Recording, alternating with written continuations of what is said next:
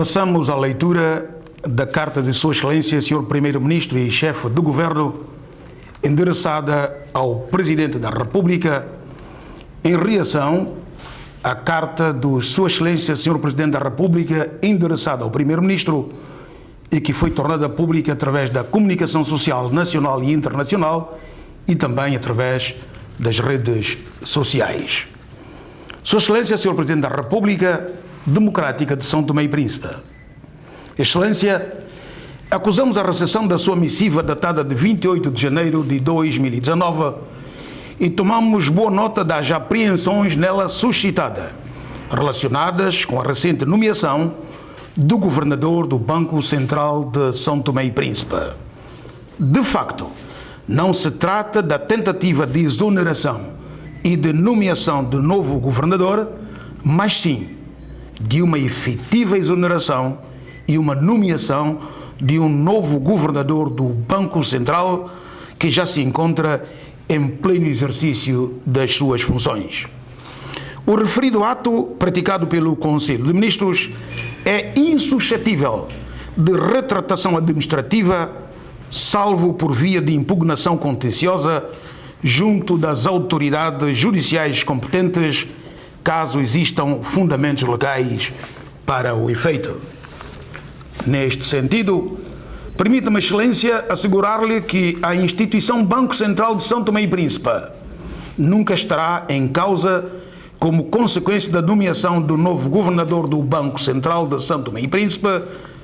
Pelo contrário, a recente nomeação visou exatamente garantir e reforçar o desempenho desta instituição.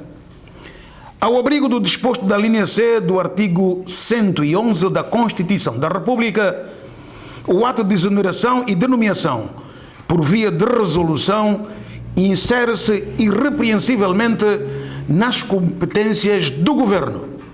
O artigo 111, a linha C da Constituição consagra, apesar dos decretos, leis e decretos, a existência do novo ordenamento jurídico de outros atos normativos que podem ser produzidos na execução das atividades políticas, económicas e administrativas do Governo com validade jurídica e força executória plena, que é, no caso, em presença, a resolução.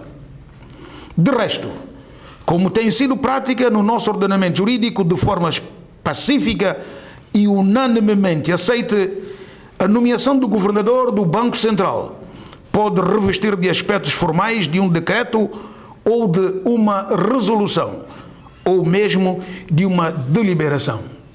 Foi assim que em 22 de julho de 2015, o governo do primeiro-ministro Patrício Trovoada, por deliberação do Conselho de Ministros, exonerou o Sr. Arlindo Carvalho e os demais administradores do Banco Central e, posteriormente, pelo mesmo instrumento, nomeou a Sra. Massari Fernandes para o cargo de vice-governadora.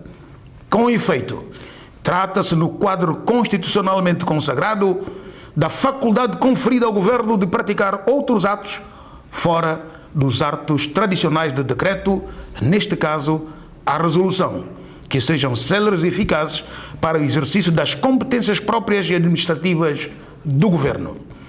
A resolução constitui, assim, um ato administrativo inscrevendo-se no procedimento político e administrativo do Governo enquanto órgão com competências constitucionais para nomear os titulares de altos cargos civis e militares do Estado, como preceitua a linha I do artigo 111 da Lei Fundamental.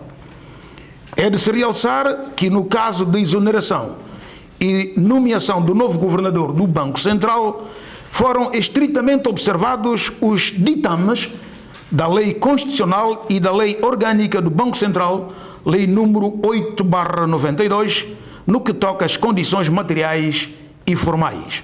Assim sendo, contrariamente ao que alega Vossa Excelência, não existe nenhuma transgressão às normas em vigor e muito menos usurpação dos poderes constitucionais do Presidente da República, isto porque o ato foi praticado no âmbito das competências administrativas exclusivamente atribuídas ao Governo reunido em Conselho de Ministros.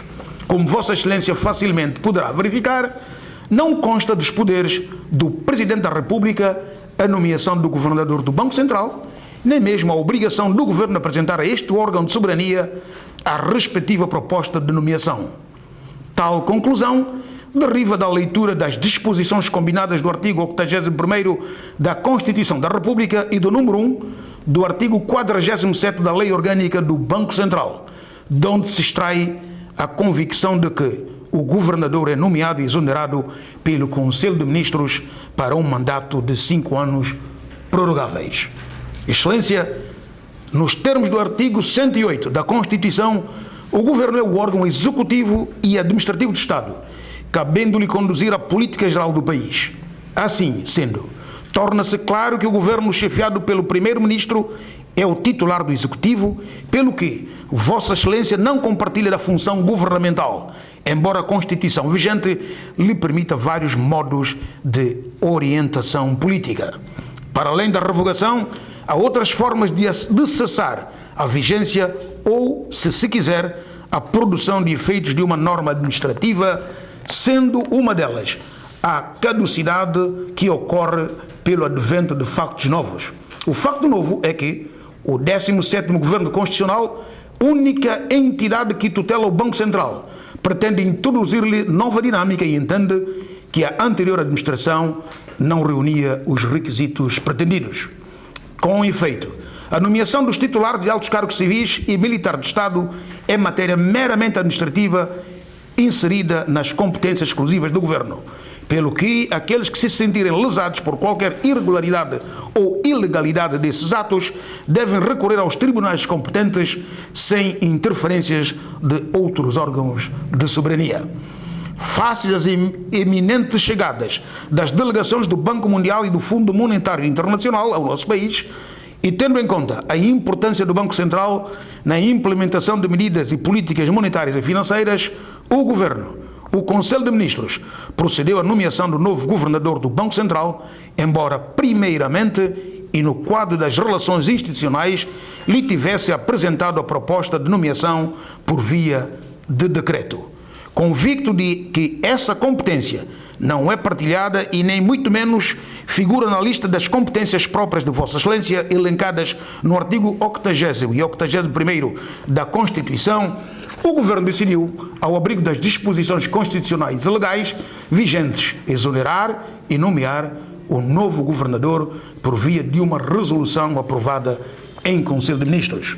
Senhor Presidente da República, Excelência, o dever de lealdade institucional é uma espécie de contrato sonolemático e o Governo deixa desde já a total garantia de que, do seu lado, tudo fará para que tal lealdade e cooperação institucional prevaleçam em defesa da estabilidade política no nosso país e para o bem do povo de São Tomé e Príncipe, mas não aceitará qualquer interferência nas suas competências exclusivas. Quero aceitar, Sr. Presidente da República, os protestos da minha mais alta consideração. Jorge Bom Jesus, Primeiro-Ministro e Chefe do Governo da República Democrática de São Tomé e Príncipe.